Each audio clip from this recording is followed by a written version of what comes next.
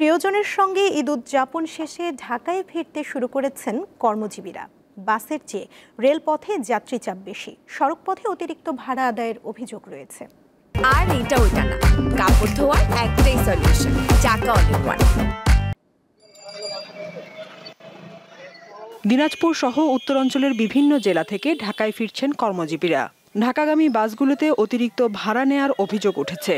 আইন শৃঙ্খলা বাহিনী মাঝে মধ্যে অভিযান পরিচালনা করলেও থেমে নেই অতিরিক্ত ভাড়া আদায়। 920 টাকা টিকিটের দাম, সেক্ষেত্রে ও প্রায় 1200 টাকা দিয়ে টিকিটটা কাটছে। কিছু করার নেই, ঢাকাতে যেতে হবে। দেরিতে টিকিট কাটতে আসে, তারা তো অনলাইনে টিকিট পায় না। দিনাজপুরের পার্বতীপুরে রেলওয়ে জংশনে টিকিট কালোবাজারির অভিযোগে এক ব্যক্তিকে আটক করেছে সেনাবাহিনী। ঈদের ছুটি শেষে শেরপুরের বিভিন্ন এলাকা থেকে ঢাকার উদ্দেশ্যে রওনা হচ্ছে মানুষ। 2 থেকে 300 টাকা বেশি ভাড়া নেয়ার অভিযোগ যাত্রীদের, তবে তা অস্বীকার করেছে পরিবহন কর্তৃপক্ষ। সরকার আমাদেরকে যে ভাড়া নির্ধারণ করেছে আমরা সেটাই নিচ্ছি। ঈদ ছাড়া তো 400 টাকা নেয়, এমনি ঈদের ভিতরে 500 টাকা নিতেছে, কিন্তু এখন 600 টাকা।